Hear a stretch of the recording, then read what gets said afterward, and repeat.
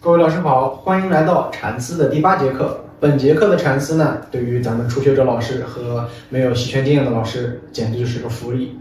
这节的禅思非常简单，就是一个通过身法的左右螺旋来控制手臂的前蓬和后捋，而且还是一个非常简单的画力圆的动作。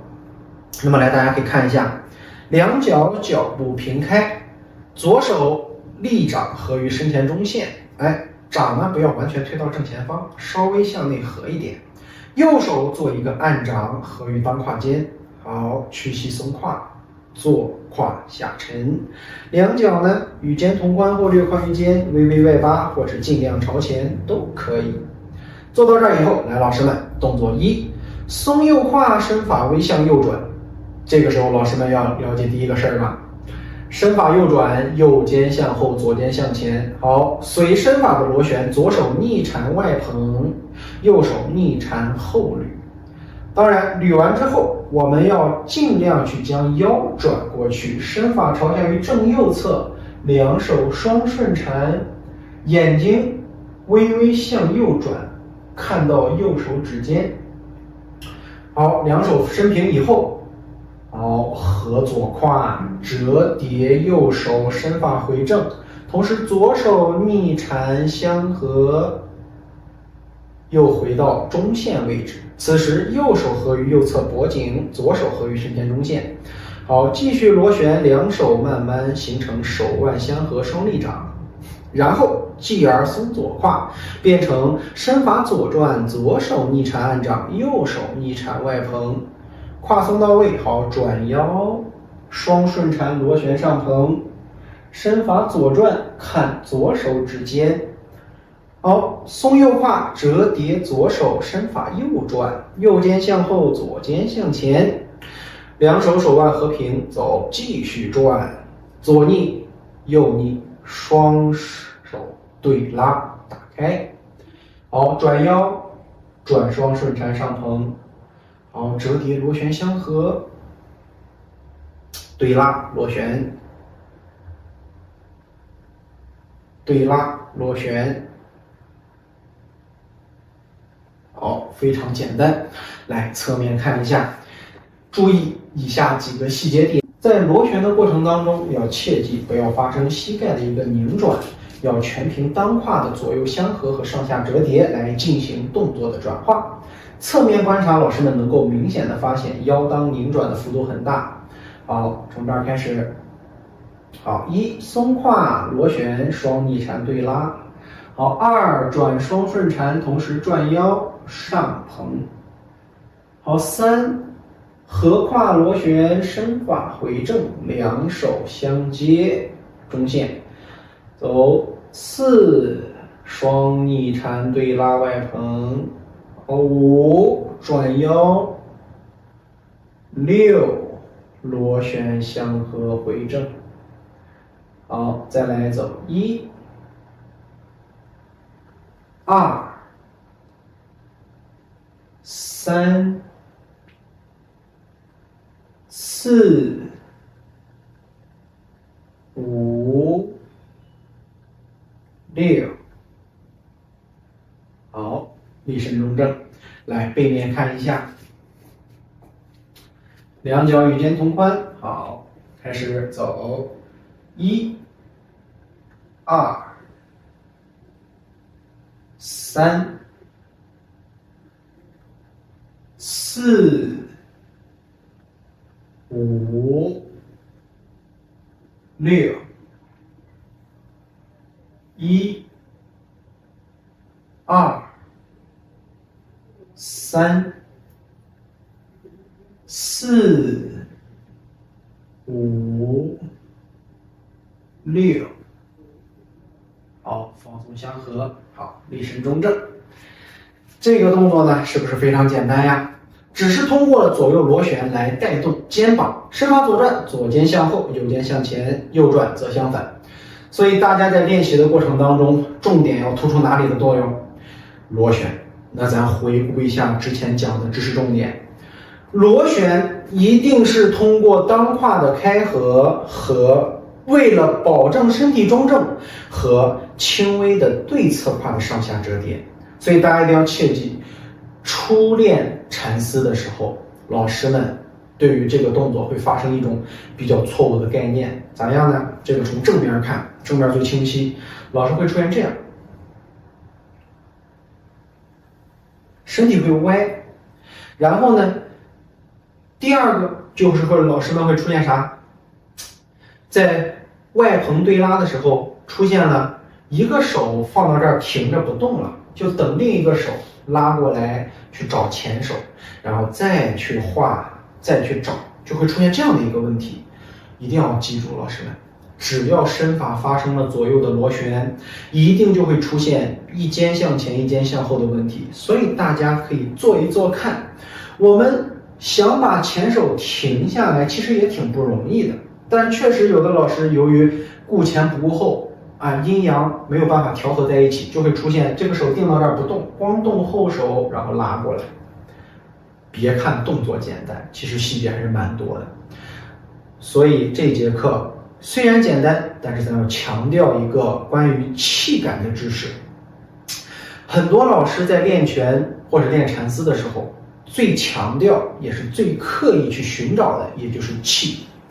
那么咱们今天趁着这节课简单，时长呢，咱也不是说水时长，就是为了跟老师们去讲讲气感的到底是什么玩意儿。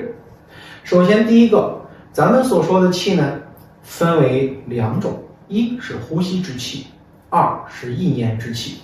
当然还有很多种水谷之气呀，包括这些咱们说的罡气呀，包括咱说的元气呀，这些东西呢，咱都暂时用不到，咱只讲呼吸和意念。那这个时候，如果老师一听到意念懵，把意念换个词儿，叫做感受。什么叫感受？就是此时此刻身体上发生的触觉、嗅觉、味觉、视觉的等等一系列的觉知。那咱们看看这个缠丝为啥会跟老师们强调气感的问题。首先，呼吸咱们前面讲过了，蓄为吸，发为呼，简单的呼吸之气。难点就在于大家的感知。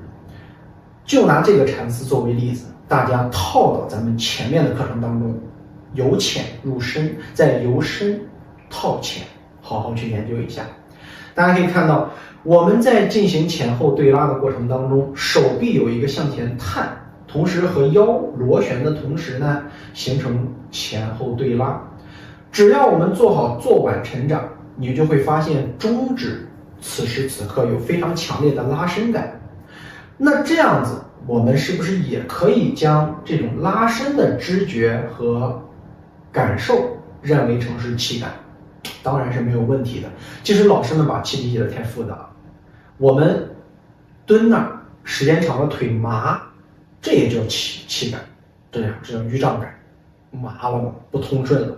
所以老师们注意，如果我们在做这个缠丝的时候，你的中指没有明显的感受，那么证明你没有做到尽力的放长伸远，也没有做到抻筋拔骨的一个要求和效果。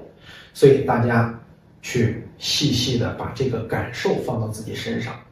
那咱们往前套一下，单手正面缠丝，双手正面缠丝，左右后捋，单手后捋，这些等等的缠丝，是不是都有手上的一种螺旋和放圆和回收？那大家想一想，比如说咱单手缠丝，那在下捋的过程当中，你的中指始终在领着劲，下捋重心，但是随着身法的螺旋，你会能感受到这个拉伸感是从小指过渡到无名指，再到中指，再到食指，再到大指，然后随着螺旋转化继续形成变化，大指到中指，再到无名指，再到中指、无名指，再到小指。我们的气感包括手上的拉伸是会随着螺旋而分布在不同的手指梢节上。但是唯一不变的就是我们的中指是始终有一个领劲的感觉，因为只有它领住了，咱们这根大筋才能够将这种气感均匀的、匀缓的去依次过渡咱们的每个手指头。所以老师们，这个动作前后捋的是对于我们中指气感最强的一个动作。你甚至前面的这种什么棚啊，包括咱们的这个单手正面啊，都没这个强。为啥？因为这个探劲远，所以大家要切记，螺旋时手尽量向远处去放，但是记住不要伸直，永远保证发7留3，最多不过发8留2。所以这是我们寻找气感时，通过这一节课跟老师们所讲到的一个小意识的变化。那还有一种方法，老师们，这样的方式呢是通过动作的外形变换来让大家找到手上圆转啊、对拉呀这些气感的一种变化。你是一种被动感受。太极拳讲什么？以意念催动动作，最后形成了这种气感、意念和动作形成相合的结果。那咱们想一下，手上的这种气感能不能通过意识来调动一下？好，怎么调动？